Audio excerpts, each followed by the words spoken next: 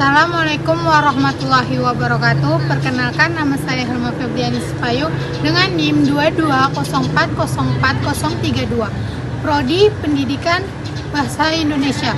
Tujuan dari video saya ini untuk memenuhi mata kuliah Wacana Bahasa Indonesia. Baiklah, di sini saya akan menjelaskan materi saya tentang analisis wacana berdasarkan klasifikasi wacana. Yang pertama itu tentang pengertian apa itu wacana. Wacana adalah suatu rangkaian kata, kalimat, atau paragraf yang saling berhubungan dan membentuk suatu makna yang utuh. Lalu sebuah teks yang memiliki struktur dan koherensi baik itu dalam bentuk tulisan maupun lisan. Adapun contoh dari wacana. Contoh wacana adalah sebuah percakapan antara dua orang, sebuah artikel di koran, sebuah pidato, atau sebuah novel. Lalu selanjutnya itu tentang ciri-ciri wacana. Ciri-ciri wacana terdapat tentang koherensi. Adapun hubungan logis antara ide-ide yang disampaikan. Yang kedua itu tentang kohesi. Ada pun hubungan tentang gramatikal antara kalimat-kalimat. Lalu tentang fungsi wacana. Fungsi wacana tentang mempengaruhi orang lain, membujuk, meyakinkan, atau menghibur, menciptakan hubungan sosial, membangun dan memelihara hubungan dengan orang lain. Lalu selanjutnya ada tentang jenis-jenis wacana, yaitu tentang wacana media penyampaian, yaitu tentang wacana lisan, wacana yang disampaikan secara langsung, misalnya percakapan, pidato, diskusi.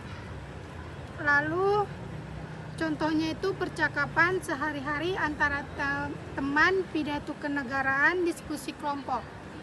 Yang kedua, wacana tulis, wacana yang disampaikan melalui tulisan, misalnya surat, artikel, novel. Contohnya surat lamaran kerja, artikel, berita, novel, fiksi. Yang kedua, berdasarkan jumlah penutur.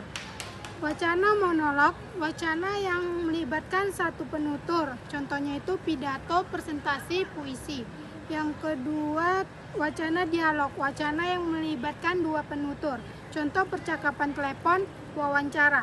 Yang kedua, wacana polog, wacana yang melibatkan dua penutur. Contoh percakapan telepon, wawancara. Yang ketiga, wacana polog, wacana yang melibatkan lebih dari dua penutur. Contohnya diskusi kelompok, rapat. Yang ketiga, wacana berdasarkan fungsi. Wacana informatif, wacana yang bertujuan memberikan informasi. Contoh berita, laporan, buku pelajaran. Yang kedua, wacana persuasif, wacana yang bertujuan mempengaruhi sikap atau tindakan orang lain. Contohnya iklan, pidato politik, surat persuasif. Yang kedua, wacana ekspresif, wacana yang bertujuan mengekspresikan perasaan atau emosi. Contoh puisi, lagu, diare. Yang keempat, wacana direktif, wacana yang bertujuan meminta atau memerintahkan sesuatu. Contoh perintah, permintaan, saran. Selanjutnya, analisis tentang wacana tulisan yang bertema tentang pendidikan karakter penting untuk membentuk generasi muda.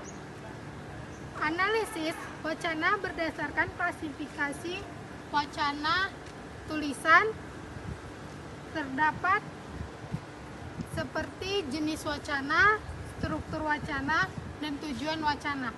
Yang pertama itu jenis wacana. Wacana itu terbagi menjadi dua bagian, yaitu wacana informatif dan wacana argumentatif.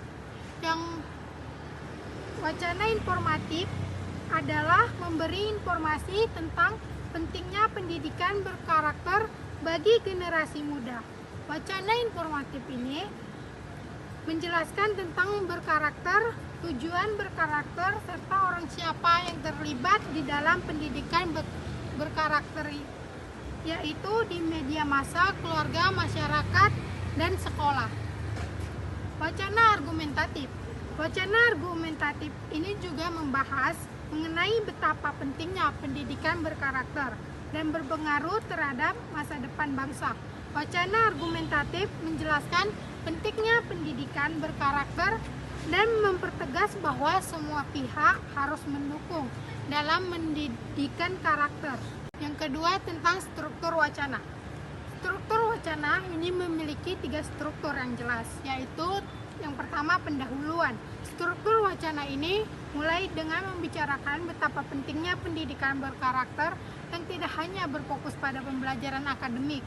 Yang kedua, pengembangan. Struktur wacana ini menjelaskan manfaat pendidikan berkarakter dan orang-orang yang terlibat seperti di masyarakat, keluarga, sekolah. Yang ketiga itu ada tentang penutup. Di bagian akhir wacana menekankan bahwa pendidikan berkarakter harus menjadi prioritas karena berkaitan langsung dengan masa pendidikan masa depan anak bangsa. Lalu ada tujuan wacana. Tujuan wacana ini mengingatkan pembaca tentang pentingnya pendidikan berkarakter dan mendorong mereka untuk lebih memperhatikan membentuk karakter generasi muda.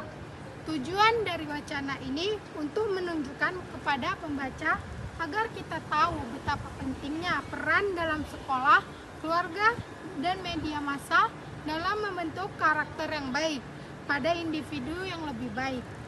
Lalu yang keempat, pesan dan nilai. Wacana ini menyampaikan pesan penting bagi pendidikan berkarakter seperti prioritas utama dalam membentuk generasi muda yang berkualitas.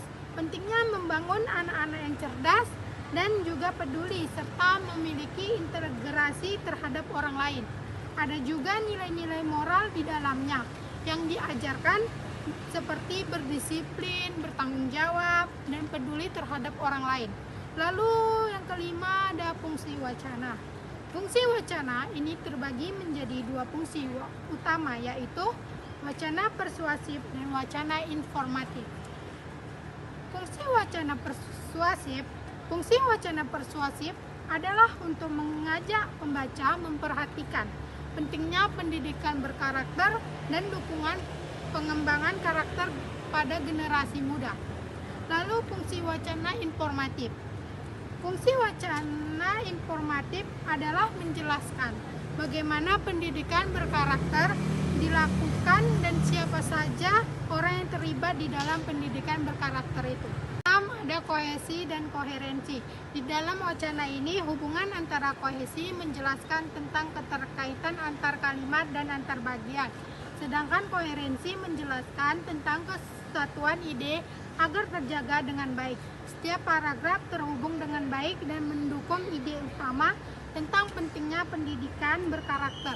Di dalam kalimat tersebut, setiap paragraf ada teks saling mendukung pesan yang disampaikan. Contohnya seperti dengan menggunakan kata-kata secara keseluruhan, oleh karena itu, dan selain itu.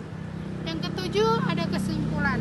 Kesimpulan dari wacana ini bertujuan untuk mencapai segala informasi dan meyakinkan pembaca penting pendidikan berkarakter. Dengan tata bahasa yang sederhana dan jelas, wacana ini menyampaikan bahwa pendidikan berkarakter harus menjadi prioritas dan mendidik generasi muda yang berkualitas dan bermutu bagi bangsa kita. Sekian materi yang saya jelaskan. Apabila ada kesalahan, mohon maaf. Assalamualaikum warahmatullahi wabarakatuh.